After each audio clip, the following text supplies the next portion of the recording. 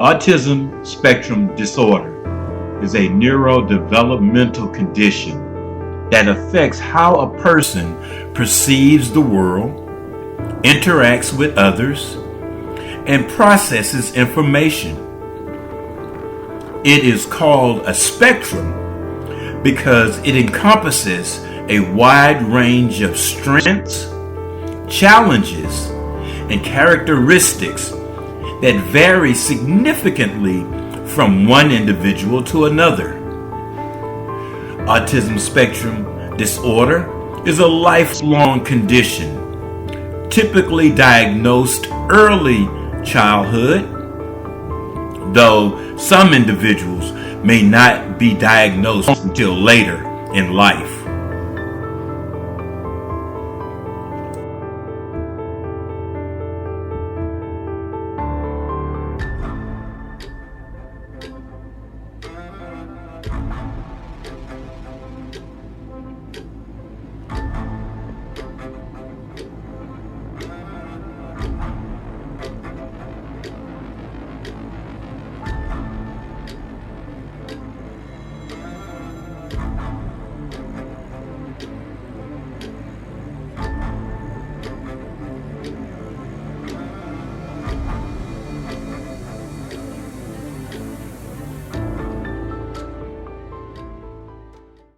Autism spectrum disorder is characterized by differences in two main areas: social communication and interaction, and restricted and repetitive behavior, interest, and activity. Let me talk a little bit about the first one, social communication and interaction. This may include delayed speech development, difficulty understanding and using gestures, or trouble maintaining conversations.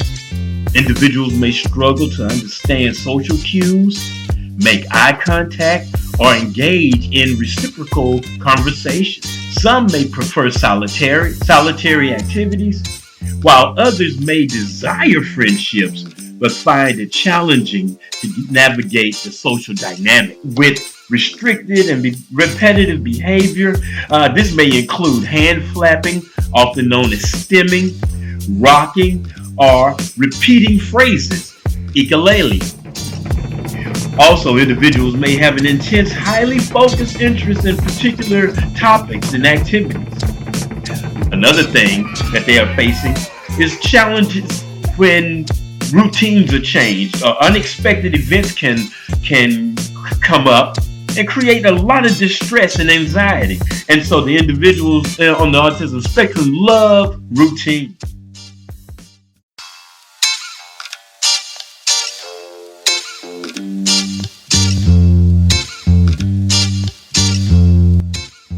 As a parent of a child with special needs, there are some joys and then there are some challenges that we face. The challenges can be anywhere from sitting down and working out developmental goals at an art meeting, or in my son's case, Noah, who's nonverbal, when he may be not feeling well and can't quite express that. So those are some of the challenges that we face. But at the same time, there are so many joys that happen in our lives as a result of it. Noah is one of those individuals who is always smiling. Noah brings to every room that he walks into a sense of joy, laughter. He's always with a smile on his face, and it's a joy to wake up and know that he is going to bring that to the table every morning. I wanted to begin the discussion, life as a parent. Life as a parent of a child that lives with an autism spectrum disorder. Currently, I'm the mother of 3 beautiful daughters, Maya, Emily, and Hannah. They're the joy of my life, and they keep me pretty busy. Hannah, my youngest daughter, lives with autism and also speech delay. She was diagnosed in June of 2012, excuse me. And it came as a shock. It just kind of came out of the blue. There were a lot of warning signs, there were a lot of red flags, but at the time we just thought of it as being, a part of her being a preemie. Hannah was 1 pound and 11 ounces. And so we were informed at the time that, there would be some developmental delays, but I never thought about autism. And so we would notice the delay in speech, we would notice the lack of eye contact, we would notice that she wasn't responding to her names, and also that she was very withdrawn. She loved to be independently by herself, even when she's around other children or when she was around, fun, exciting activities that involved other children. So those were some of the warning signs. And so fast forward, we received a report, about her diagnosis, and it was immediately shock. It was shock. I went through the different stages of grief that are aligned according to Autism Speaks, which is shock, shame, isolation, denial, and even suicide. All of those thoughts were running through my mind. My husband and I and my daughters, we dealt with the situation the best we knew how, and I immediately began to do a lot of research.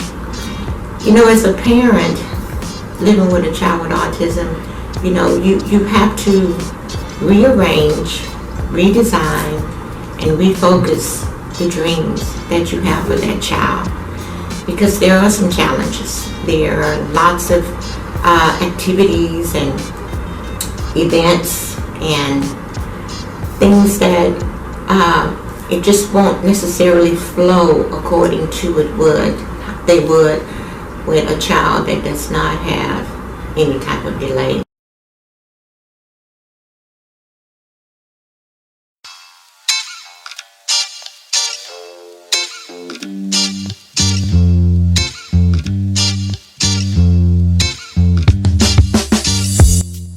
When I realized that I was an advocate, I embraced the calling because I knew that it meant that I had to be a voice.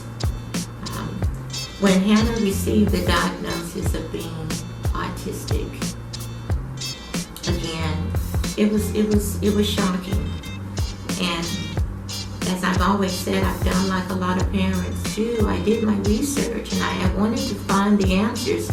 Not only did I want to find the answers, I wanted to find solutions, and I wanted to cure her. And I know that sounds very comical, but I felt that as her mother, I had to be that hero. I had to find out, what can I do to find an answer to fix this, because I had no idea how this journey was going to line up with her life and the plans that I had. So immediately I joined different organizations, different parent groups, so that I could know that I wasn't alone. A lot of times we feel isolated. We feel that this diagnosis is all about you and your child, and you have to find out what you're going to do to fix it. Therefore, I joined parent support groups and also joined the Disability Leadership Network of Houston. That was truly my first step in the path of learning about being an advocate. As an advocate for individuals with special needs, like our son Noah, who's nonverbal, we have to speak up for them. We have to be their voice, whether that's in an art meeting or whether it's in a grocery line. We have to be the one that advocates for them.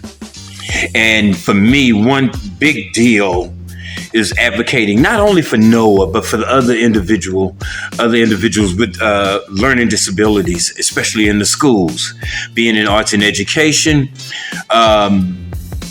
When those classrooms that don't necessarily get those fine art, visual art, music, and those type of activities, I try my best to advocate for inclusion in those in those type of activities.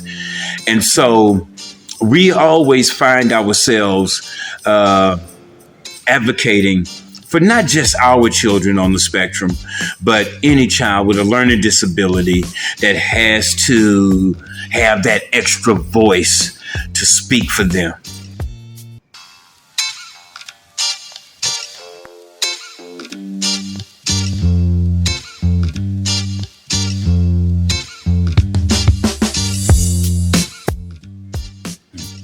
As a teaching artist, oh, what a joy it is to work with individuals with learning disabilities or even on the autism spectrum. The joy of watching them play music or watching them engage in a song and learning it, or watching them go through the creative process of creating a work of art, starting from the beginning with the rough draft and sort of maybe doing some outlines, and then going in and working on the positive space and the negative space, and being able to introduce certain concepts to them is so fulfilling.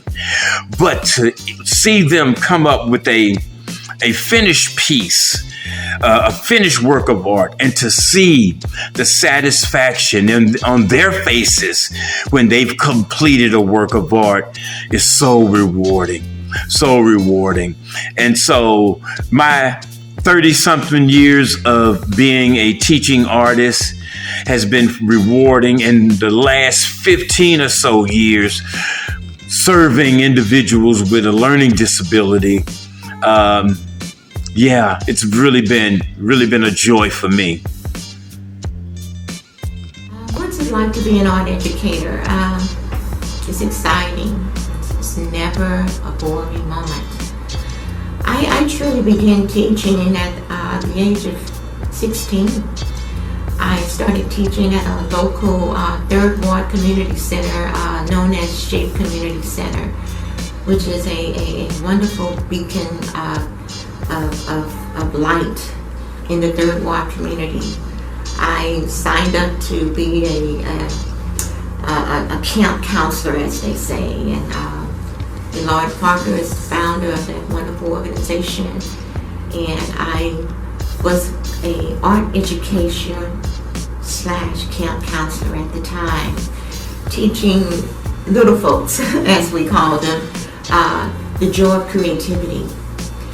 At the time, I just wanted to teach. I just knew I had a passion for it.